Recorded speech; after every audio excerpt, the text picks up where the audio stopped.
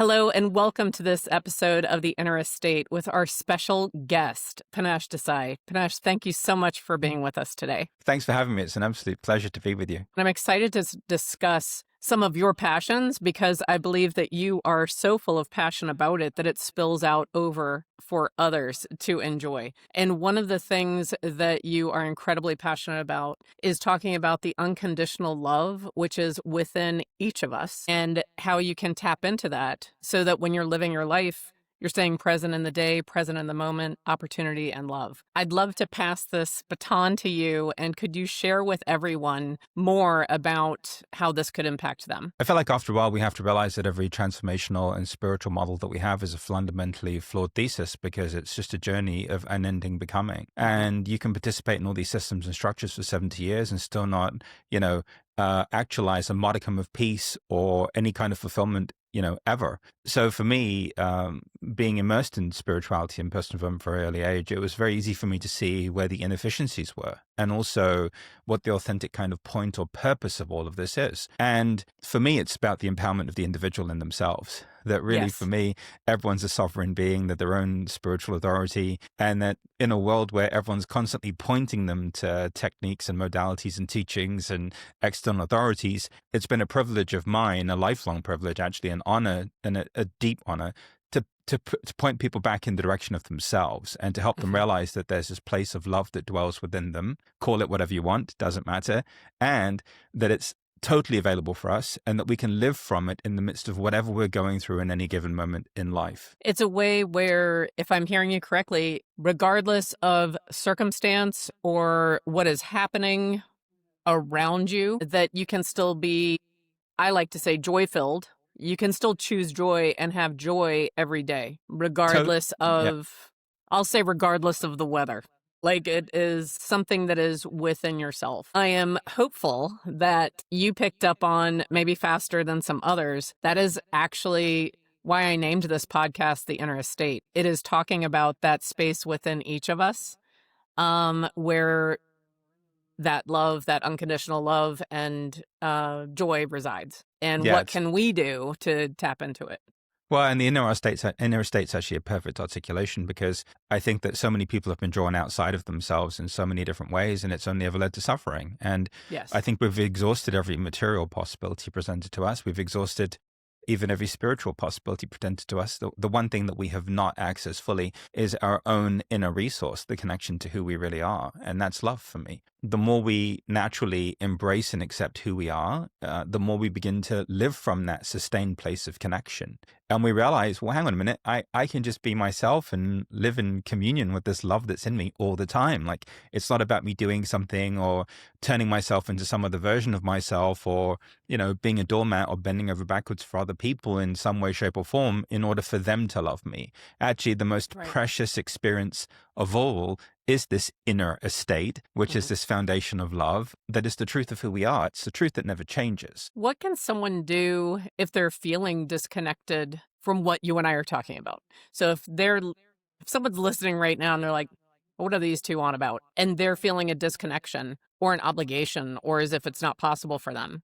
What's like a first step where someone could tap back into it? I think the first thing that you have to do is recognize that it's not your fault that everything that you've tried hasn't worked and that it's fundamentally in some ways delivered the opposite effect than you were told that it would. And that's because, again, from the moment you were born, you were conditioned and programmed to look outside of yourself for the truth. I think the externalization of God or divinity of love has kind of set this series of events into motion that have led to the externalization of everything. And now it's like we're constantly looking outside of ourselves for things that we can only ever truly access from within. So the first thing we have to do is to realize that no matter how your life is played out right now, you were always supposed to end up where you are. Just take a breath. And that ultimately your humanity is not an impediment to anything. It's not getting in the way of anything. Actually, we came here to be fully human and to experience emotions and to think thoughts and to have feelings and to have bodies and go through things and to have this unique lens of expression that we call an identity. And so all of the stuff that people have been trying to get you to fix, heal, change, and improve is actually stuff that you just have to accept and embrace. And the more you start to do that, and the more you rest in the awareness of your breath and begin to accept and embrace who you are, the more you begin to discover this love that's the constant, that's the eternal truth of us all. This is actually at the foundation of everything. And then, no matter what you're going through, you could be on a medical journey right now. You could be in the middle of going through a divorce. You could be in the middle of unprecedented fame, fortune, and success. The external circumstances don't matter. What's important is the fact that you're able to live your life from a place of harmony and a place of connection to the truth. And once this love becomes your truth, the illusion, the simulation, the matrix, the Maya, the ocean of samsara, call it whatever you want, it loses its appeal. And then you're living your life, but you're not living your life to get something. You realize that the external manifest world actually doesn't have anything to give you, that you already have everything inside of you, that nothing can take anything away from you, nor can anything add anything to you. And from that place, you're then back in your life, back in the world. But the difference is that you're not surviving the world and surviving your inner reality anymore. You're actually heart-centered, living from your heart, loving yourself, and responding consciously as best as you can to what life is presenting you. And then you begin to realize, well, this whole thing is improv. It's like a spontaneous call and response. And all I have to do is from my heart respond in every moment to what's happening and what's going on. And this is the freedom that you access. The freedom that you access is the freedom to no longer need to be loved by any other person, place, or thing, to no longer be accepted by any other place, circumstance, situation, or thing. You become that for yourself. I love when you just said that every day is improv. And we hear all the time, life's not a dress rehearsal, right? So it's not this scripted, you have to do this, you have to fit it. But what a even stronger way to say it is life is improv. And you're going through this improvisation all day, every day, because we don't know what's coming. We like to think we do, right? But we really don't. And if you have that approach, I feel like that could allow you to be more in the moment and more present with whomever you're with. And then, as you said, if I'm hearing you correctly, it's as if we are protected all the time, because the ultimate acceptance that we're seeking is acceptance within ourselves of ourselves. You know, I've met exactly, Bridget. I've met many a person who's gone on to try and prove their value and their worth through, any mode and medium available to them. And subsequently, sadly, they haven't been able to. And, they just don't know how to get off of that hamster wheel of constantly doing things and constantly trying to make people happy, or constantly trying to earn enough or be enough or meditate enough to finally just settle into what was always available to them. As it relates to this love, the reason why I love framing it as an unconditional love is because it's a love that you don't have to earn. It's something that you allow. So when people speak in terms of self-realization or enlightenment or personal empowerment, they make it this goal or this outcome that they finally have to one day be good enough for. The joke is when you finally wake up to who you really are, you realize, oh my God, I was always that. Like, right. What was that? Like, what a complete illusion that I had to become this person and do these things in order to finally settle into the truth of myself. And so for those of you that are here who are new to all of this, just know that the reason why it sounds new is because you have been fundamentally hypnotized, brainwashed, bamboozled into believing that you're the problem. If you're the problem, then you can never be the solution. And the first thing we have to do is shift your relationship with being a human being, and to recognize that actually it's being human that makes all of this possible. And that's the entry point into the heart and into living from this inner estate of potential and possibility, as you so beautifully and eloquently articulated. So you make this sound simple. I won't say easy, but you make it sound simple, and that it's all within ourselves. So when did you have this realization? You said that this has been part of your journey from a very young age, but has this always just come to you? Could you explain a little bit of when you had clarity around all of this? I think that life in and of itself is very clarifying. So I don't think that there's a singular moment of clarity. I think the lived experience of being human is clarifying in and of itself. And thank God for that. And for me, it's been a continual unfolding. I was born into a very spiritual family in London. We basically had a meditation center in our house. My grandmother, like your typical Indian grandma, prayed and meditated, lit incense. We had pictures of everyone. And so for the first 5 years, I basically lived in a meditation room. It was my favorite room in the house. And of course, now it's perfectly makes sense that we do global meditations every day with 2,000 people every morning from all over the world, because I never left the meditation room. And so what's been funny for me, Bridget, is that I was born into a world where people were trying to be the very thing that I already was. Trying to be spiritual is the antithesis of actually being authentically who you are and being who you are. And after a while, you realize, well, hang on a minute. Spirituality needs to go through a revision, because spirituality 2.0 is just authenticity. the more we're just human, the more we're ourselves, the more we're just free in our experience of being ourselves. And the more we realize that these emotions and these feelings and these thoughts and these beliefs and these bodies and everything is just a part of the package deal. It's not really who we are. It's transitory. It's the impermanence of life, that there's a constant, that's the love. We're more empowered to do this. And so for me, there have been a series of clarifying events that I've gone through that have allowed me to get to this point where now I just show up every morning and, for 1,507 days or 8 days now have held these meditations. And, every day is day one for me.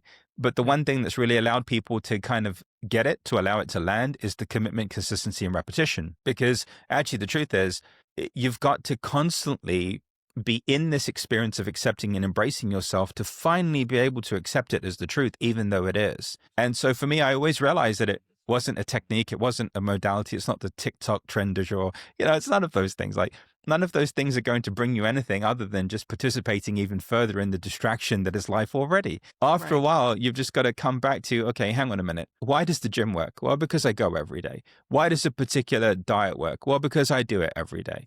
How come I'm able to shift in my relationship with myself? Well, because I've made the commitment. I'm consistent and I'm constantly repeating this love, this tenderness, and this affection and acceptance toward myself. And the more I do that, the more I demonstrate that, the more I begin to trust it, the more I begin to depend on it and rely on it, until eventually it becomes normal. What's natural becomes normal. And so what we're doing is making what's natural normal again, basically. You just mentioned natural, which makes me think of nature. One of the ways that I take care of myself and reconnect with myself is I go off grid, meaning I find like Mount Whitney where there's no cell service and I connect with nature.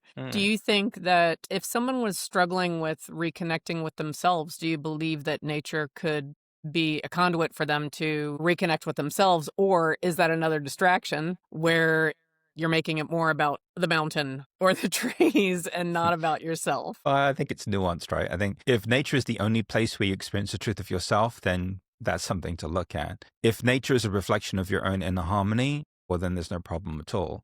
What I can say about nature is I'm an avid fan of squirrels and woodchucks and little chipmunks and deers and whatever we have walking around here. And I love it because for me, nature's in harmony with itself. Right. Squirrels don't go to self-help seminars. Woodchucks don't peak perform woodchucking. Trees aren't having an existential crisis. Nothing in nature is questioning its purpose and its design, right? So this is where, when you're in nature, you get a reprieve from yourself because you're bathed in the harmony that's ever present within it. However, that natural part of you is still very much present within you too. And how you cultivate that reprieve in living in the urban setting is by once again recognizing that you've got your own, inner estate, this own nature reserve in here that you can come back to over and over again. And what I love about what's happened, Bridget, is that real people living real lives, nobody's retreated from the world, nobody's living in an ashram or living in a monastery, everyone's living a very real life, have been able to access a sustainable foundation of peace that never leaves them, that doesn't even make any sense to them. And they've discovered that this peace is ever present within them. And that's the same peace that we feel in nature. That's the same peace that we attribute to sacred places and sacred spaces. However, that peace is nothing more than the inner reality and truth of ourselves that we as human beings can't help but project onto things and make other things responsible for. So it sounds like you have this community and the practice and the consistency, and that you're living in this every day. And you said how many days in a row? I think we're at 1,509 days now, if I'm not mistaken. That is fantastic. Yeah, it might even be more than that at this point. We started on March the 16th of 2020, so someone can do the math. Okay. And this is a daily. Can you share a little bit more about what it is and how long it is? Yeah. So the genesis of Call to Calm came to being because my daughter Celeste was born with a congenital heart defect, had 5 open heart surgeries, was in the hospital for 18 months, and then had a heart transplant. And throughout the course of that and she's now 10 and she's a cheerleader. So throughout the course of that journey, I had one friend that called me every day. And he's in fashion. He's the busiest person I know. So he was in Rome or, Paris or London or wherever he was for something fashion related. But he would call me every day. In March of 2020, when the world shut down during the pandemic, Yes. I was scheduled to go on a 60-city book tour. You Are Enough came out, became a national bestseller. And in that moment, everyone's like, well, what do you want to do? I'm like, well, I just want to go live every day. Even if nobody comes, if one person comes, it doesn't matter. I have to find a way to just be available for people every day and just to point them back in the direction of themselves, because a lot of people are going to be going through a lot of things, and there's a lot of Yes. fear and anxiety and a lot of uncertainty in what's happening. And so I would just like to show up every day. And this is how Call to Calm came into being. And it carries on to this day. You know, in the height of the pandemic, we would have, 3,500 people every day. Now we have about 2,000 people every day from all over the world. And, people come back because they reinforce and affirm this place of truth within them. And it's that affirming of the truth within them that makes it stronger and more powerful. And after a while, it becomes more powerful and more present than all of these distractions and delusions that we're holding on to outside of us. And so that's what Call to Calm is, and that's how it came into being. And to this day, it's totally free. People come from all over the world. I'll talk for 30 minutes, and then we'll do a 21-minute meditation. And it's wonderful. And we have links to all of it. Anywhere where you're listening or digesting this, it's all there as well. And of course, people can just go straight to your website, which is your name, correct? Exactly. Just go Yeah. there. So this is incredible that this was born out of a time when you had to pivot quickly and change your plans with this book tour in 60 cities, and the world shuts down. And at the same time, your daughter was at her point in recuperation in that process. And how were you? Was it just a moment? Was that a moment of inspiration where, because you're so connected with yourself, you didn't have panic or disappointment, and you were like, you know what, we're just going to go live every day, and you just made it happen? I think once you experience the powerlessness of almost losing a child, you realize how strong the illusion of having any power or control over life actually is. And in going through that, both my wife and I went through this amazing evolution, and the family's still very much together, which is a miracle in and of itself. Most families don't make it through a crisis of that magnitude. Right. Celeste is very much still here. She's still healthy, which is a miracle in and of itself. And really, you just get to a point where once you go through something like that, all of the extraneous paraphernalia of your life that you thought mattered just falls away. Right. And what's left is who you authentically are. So the powerlessness becomes an entry point into this infinite power. It's not your power. It's a power that's beyond you. It's a power that's so far beyond you that you could never, ever conceive of it. And yet that's what you access. And so one of the pivotal moments, the clarifying moments of being human, was almost losing my daughter and going through this. And that became the genesis then of this service point of just being available for other people and being available for other people as a human being who's also going through it. And just reminding everyone how nice it is to not have to go through it alone, that we can go through it together. I know if I was listening to this as I'm listening to you now, I would be wondering, well, is this guy saying that he's never frustrated or disappointed or sad? Is it that you don't necessarily have what would be considered negative emotions? Or do you still have them and you just have a way of managing and navigating them in a way that is more powerful? I don't think you have to manage anything, actually. I think you just have to be the way you are and feel whatever there is to feel and experience whatever there is to experience in the moment, and to recognize that you fundamentally don't have a choice about it. This reductionist model that we've been living inside of for transformation is totally nonsense, actually. You're never going to get rid of your emotions. You're never going to get rid of your thoughts. You're never going to, your body's going to be your body. Your identity is going to be your identity. Your life is going to be your life. And after a while, you have to come to terms with that and make peace with that. That's why this whole spirituality thing is a bit of a giant misnomer, and it leads to a huge misunderstanding. We didn't come here to be spiritual. We came here to be human. The entry point into everything that we want is through our humanity and through our willingness to be human and to have emotions and have feelings and have thoughts. So, no, I still have all of those things. I just accept them. I just accept the fact that they're there, so I'm not suffering. And I don't hang out in them for very long because I just accept the fact that they're there when they come to see me. I give them my attention and my love, and I welcome them into my heart. I don't have to get rid of them. I don't have to hide it. I don't have to push it away because I don't actually have to be anything other than a human being. And that's where the freedom is. That freedom was not available to me in the arena of spirituality. It's like everyone's pretending that they don't have these things. They're pretending that they don't have these parts of themselves. And that's why it's all fundamentally unsustainable. And everyone typically ends up having an epic fall from grace because they've fundamentally denied their humanity and they didn't bring their humanity along with them. What I discovered was, well, actually, there was nothing wrong with being human. And the more I'm just a human being and the more I just show up, the more profoundly spiritual that is, actually. And people have realized in turn that to be themselves is the most spiritual thing of all. To be a human being, to be here, to live life, to go through things. So I have 4 kids, I have a wife, I have parents, there's stuff going on. You and I are hanging out. There's a construction project going on outside. I had to ask the guys to chill out with the sawing for a while. My people who meditate with me meditate through the construction noise, by the way. Mm-hmm.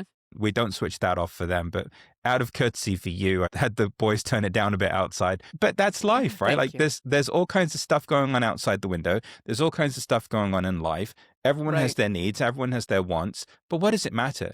It doesn't matter. And ultimately, what does any of that have to do with who you really are? Nothing. I feel like so many people today have fallen into the habit, or because you can correct me if you disagree, or let me know if you disagree, but so many people are highly self-critical, and Hmm. they will fall into a trap of talking to themselves in a manner that they would not speak to anyone else.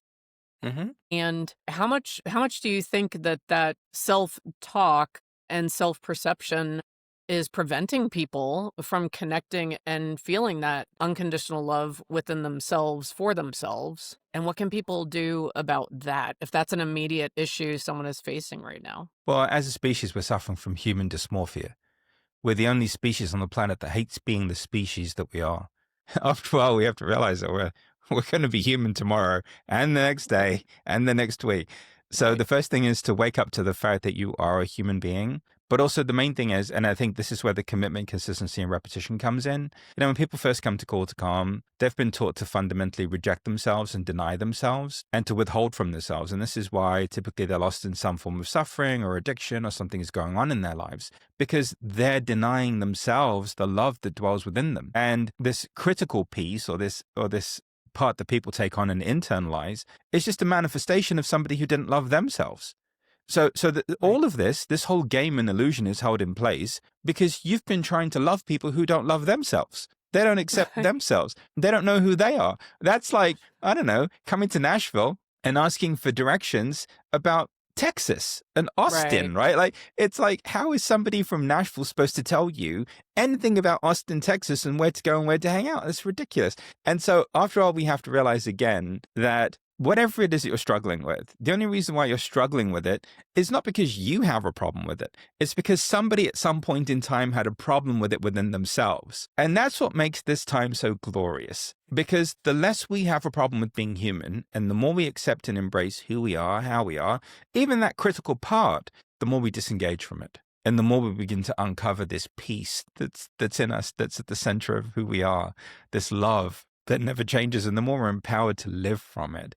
And that's the miracle and the blessing of all of this, is to get to a place where you finally recognize that you've got what it takes to live your life. Do you have to reach a certain age where that can happen for you? Now I've got people from, 89 who show up faithfully every day to people who are in their 20s. No, Hmm. there's no, I think it's a truth that finds you when you're ready to be found. Okay. And I feel like we're living at a point in human history where every external system and structure is fundamentally failing you.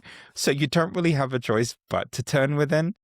And sooner or later it's going to happen because every external possibility and potential has been exhausted. Right. Right. How much of a role do you believe that media, social media, and even traditional media, how much of a role does that play Well, I in mean, what people are facing? if you keep an entire planet of people confused as to where to find the truth, then they'll keep producing and keep consuming. And you see, the cycle of production and consumption is never ending. The more successful Mhm. you become, the more expensive there are things. The more there are expensive things that you can purchase. So Right. there's no end to it, right? So I think I just like to call it the distraction. I think that people are collectively just living in a distraction. And it's like they're doing the Macarena around the truth that's ever present within them. It's like, or they're doing the hokey pokey with it. They stick their leg in and stick it out again because they don't know what to do with themselves, right? And at first it's weird that because it's a calm, it's an emptiness, it's a peace that's devoid of the chaos or the anger or the rage or the Right. sadness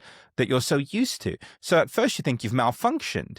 you used to be this type A driven individual who was super successful, but who was fueled by pain. And now it's like Right. there's a neutrality and there's nothingness. And you don't know what to do because nobody told you that calm or neutrality was your default setting. Right. So we've habitually become conditioned to all this other stuff and made it more real than what's naturally ever present within us. I think your message is one that is remarkably powerful, the truth that you're sharing. Thank you. I also would not be surprised if there are people listening to us and they're thinking, well, that worked for him because he has X, Y, and Z. She's having it in some different level because of X, Y, and Z.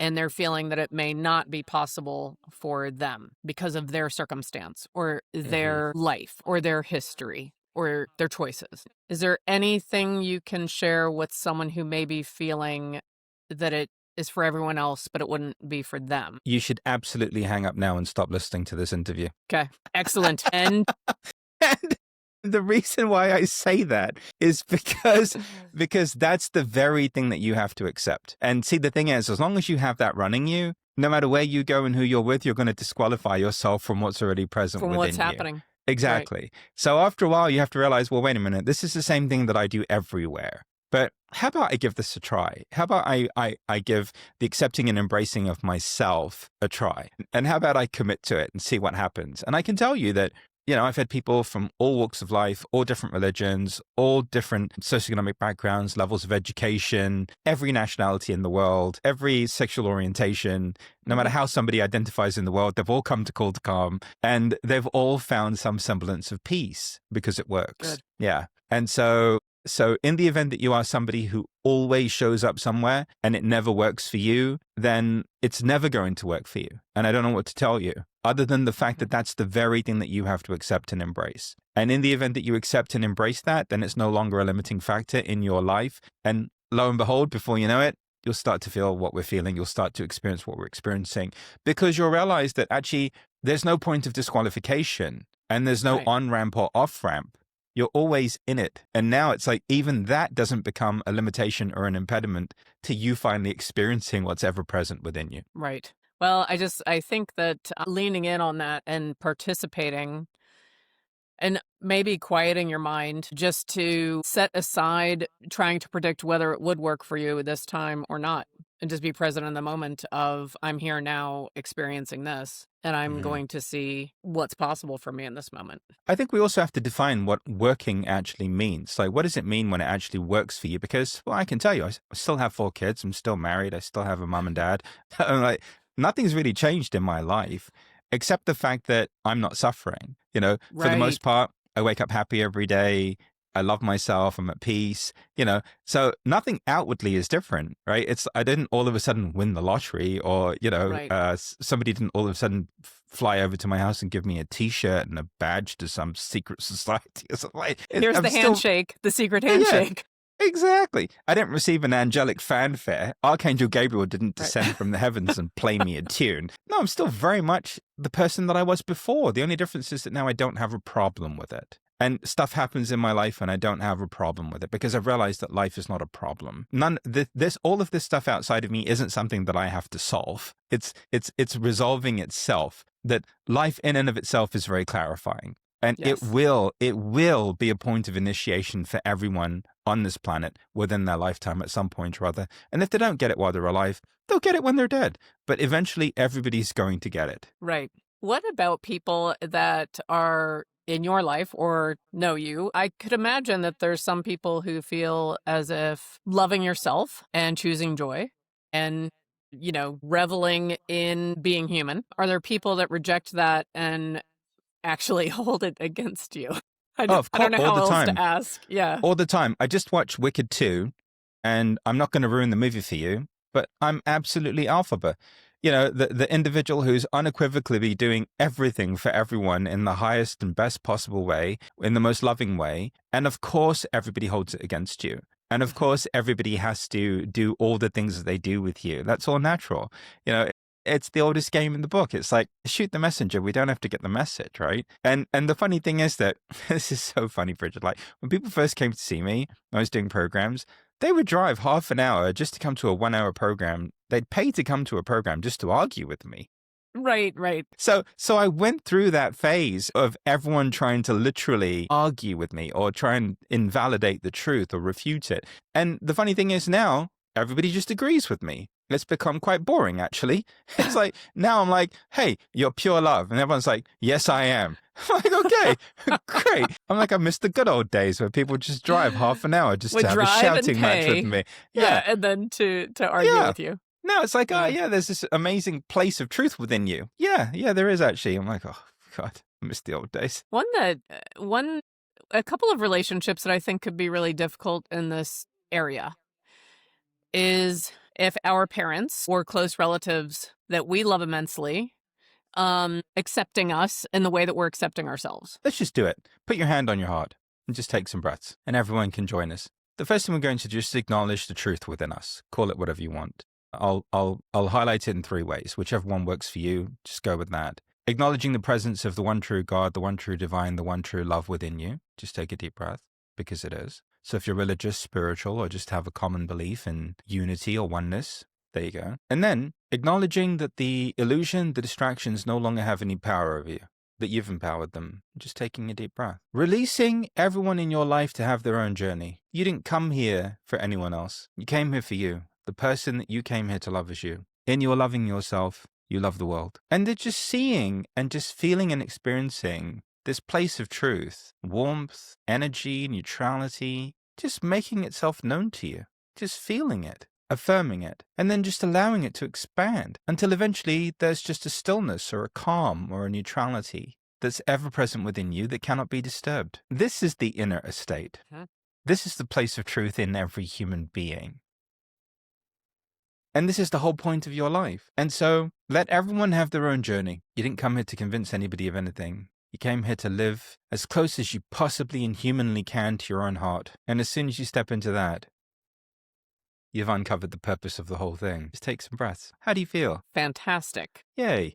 So I think the illusion is that we need other people to get it, right? And we don't need other people to get it. You know, like my realization of all of this hasn't prevented anything in my life from happening that was supposed to happen. Everything's happened anyway. And so after a while, you have to realize that, you know, this whole awakening thing and this whole stepping into the totality of who you are doesn't change anything. We're all on a wonderful journey. We're all here to have experiences. And one day, all of this will come to a finality. However, the part of us that's real will not end. It will not come to a finality. It will carry on because it's infinite. And that's what you have the opportunity to realize within your lifetime. Well, one of the most beautiful things out of that exercise for me that resonated really strongly is to allow everyone to live their own journey. I think that is remarkable, especially if you take that and embrace that attitude with, as I mentioned, those really key, especially familial relationships. You almost have to preserve your sanity. Yes, you do. So if you want to be sane, then you have to embrace that. If But you wait want a minute. to be I never insane, said I wanted to be sane. and if you want to be epically frustrated for the rest of your life, and then be shocked and gobsmacked when they come back to you and repeat the very thing that you've been saying to them for 15 years to you, verbatim, that they heard from someone else on some podcast, then you have to let it go. You've got to let it go. I agree. And it is that thought of waking up happy, going to bed happy, and loving yourself, that it can change your life. And I believe it can change your life faster than you would imagine or someone would imagine. Yeah, because you go from having little to no value and being the problem and being the source of every malalignment in the infinite universe to all of a sudden being the solution and loving yourself and recognizing actually, oh, I'm totally okay. I'm totally at peace. And tomorrow's a new day. There'll be another set of experiences that I'll get to respond to, you know, and life will happen. And undoubtedly there's a cast of characters in my life that are straight from central casting who will continue to be themselves and I will respond to them from my heart. But we have to shed the illusion of imperfection and we also have to shed the illusion of perfection. and just live this very raw, vulnerable human version of life that we were here to live. That's the whole point of everything. Yes, one of the last things that I would love to ask you is you're on this journey of sharing and creating the space that you've created where people are coming together every day from all over the world, and the power of the meditation that you're doing with them. Does that mean that you're perfect and never make mistakes and do everything right, and you don't have any loose ends or things that you were going to do that you didn't do? Does that mean that you're superhuman and you don't have those things, or do you still have messes? You mentioned that life is still going to happen and the cast of characters is still going to be there. You're also in the cast. So are you perfect? You mentioned casting aside, dwelling on the imperfections, and also casting aside the feeling that there's a requirement to be perfect. So are you perfect? I think we're perfect for ourselves, meaning that we've got the emotions that we need to have, and we've got the feelings that we need to have, and the thoughts we need to have, and the body that we need to have, and the identity and the quirks and idiosyncrasies and nuances that we're supposed to have. We could never be perfect for anyone else. And so I'm perfect for myself, because as 47 years into this, I haven't woken up as anyone else just yet. So as it relates to myself, I'm great. But as it relates to anyone else, who knows? It's a crapshoot. On any given day, you show up as yourself and they have whatever reaction they have to you, and it is what it is, right? So I don't think it's a question of perfect or imperfect. I think it's a question of just being yourself and settling into that and recognizing that as much as you may always be your own cup of tea that's warmed perfectly for you, you may not be anyone else's cup of tea ever, and that's okay. Right. Yeah. And I think one of the greatest things about Call to Calm is I love coming on every morning and just talking about what's going on in my life. I just get to talk about when I feel sad. I watched Wicked 2 and then did a morning monologue the day after and just cried the whole way through it and just shared with people that for most of my life I felt like Alphaba, and everyone else started crying and they all had we've all felt like Alphaba too, Panache Desai. I'm like, okay, yay, we're all green. That's it. We're all in this together. Black hats all around. And that's the joy of it, right? Right. Is that I think being human is the point of connection. It's the point of connectivity, that you don't actually have to be anything other than you. When you have moments of frustration, it's wonderful to share that. When you have moments of joy, it's wonderful to share that. And what I found is actually that's why we all love each other. That's why everyone's found each other. And that's why people keep coming back, because nobody needs to be anybody other than themselves in order to be loved, right? And that's the joy. So when you're free in yourself in that way, it allows everyone else to be free in themselves in that way too. And it creates a wonderful environment where people can just be independent individuals, think their own thoughts, feel their own feelings, live their own lives, have autonomy and sovereignty over their bodies, and advocate on behalf of themselves in whatever way they see fit, right? In alignment with the love that they have for themselves. And so I guess that's the best way to answer that question is I'm perfect for myself, but I may never be perfect for anyone else, and that's just fine with me. That's fine, right? Well, it is such a privilege and such a joy for me when I get to talk to someone who embraces so many things that I hold important, and we use different words and there's different things. I will share one of the things that I do every morning, because you mentioned that morning. And when I wake up every morning, my first thought is another day above ground. Let's go do it. I wake up excited. That is my first thought, right? One of my sisters said, that might be why you're single. Because I wake up it's another day above ground. Let's go do it, right? That is What's the correlation exactly between you waking up every day with an enthusiasm for life and being single? How is she drawing that correlation? So she's my sister that is a little bit more of an Eeyore, and I'm a little more of a Tigger, right? So she finds me in the morning as annoying as ABBA. I'll put it that way, which I love ABBA. She finds them annoying. Okay, so, and even that, because I do, all right, everyone, I do love myself. I take that as a great compliment. When she says it, I don't take it as it. I'm like, yes, it might be. Who knows? You've made me curious about that. But this has been such a pleasure to dive in on this with you. And it is Mm. my dream that whomever needed to hear the two of us connecting today and discussing this is hearing it right now, no matter where Mm. they are in the world. I know that this can be a road, a path. It can be the yellow brick road to tie into Mm. the wicked time frame of this that could allow someone to Embrace change. their inner alphabet. Yes, yes, and love it. Yeah, Yeah. be green. It's okay. And they can love it today. They don't have to Yes. wait. They don't have to wait for when I Mhm. finish this and then when I do that, and if I only take care of this, and when someone else is finally seeing that I do that, none of that matters. And they can just choose today. They don't even have to wait until they wake up tomorrow. They could stop listening to this right now and choose to love themselves and know that they are their own best friend and the person that they will spend the most time with in their entire life. And And so listen, why not love that person? and at first it's weird, right? Because It people have is. trained you to do the opposite. So I get it. I get that it's a bit weird at first, but you'll get used to it. You'll get Right. used to how it feels, and you'll get used to the peace, and you'll get used to waking up happy every day, and you'll get used to feeling a sense of calm and a sense of tranquility that doesn't even make any sense to you in the context of what you're going through. But that's entirely possible and highly probable if you keep listening to people like Bridget and I. Yeah. And join the called to calm. Yeah. Yeah. It's and one thing, bonus, you don't have to get used to people rejecting you because you're already used to that. Exactly. You know, you have a masterclass in suffering at That's right. self-denial, Yes. self-rejection. How That's about we right. apply that same dogged determination to accepting yourself and embracing yourself? Let's see where we end up. You never know. Might be Well, surprised.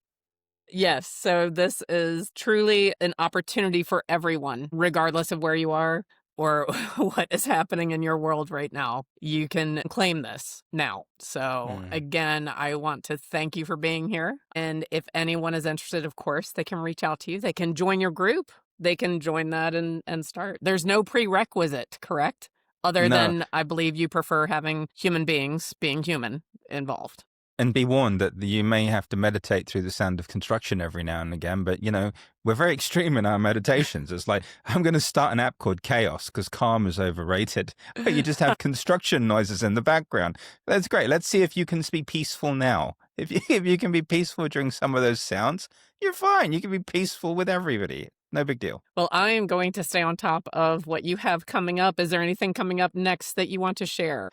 So much is going on. I think just go to the website. It's the best place to go Perfect. to just to check everything out. Yeah, just my name, panachedesai.com, and everything's there. The link for Zoom is there. And if you feel like it resonates with you in your heart, come and join a merry band of community members who from all over the world who really are committed to realizing this peace and living from it in the midst of whatever they're going through. And believe me, they're going through everything. Yes. So you won't be alone Yeah. in any of it. Yeah. And isn't that great to know that you won't be Yes. alone? Yeah. Well, thank you so much. I so value what you shared today, and this just is a gift, what you shared with us, and I really appreciate it. If you're listening to us, I hope that you'll join us again. If anyone has any questions or wants to share some big wins or big challenges, please reach out. And I hope to hear and see you again on the Inner Estate. So thank you so much.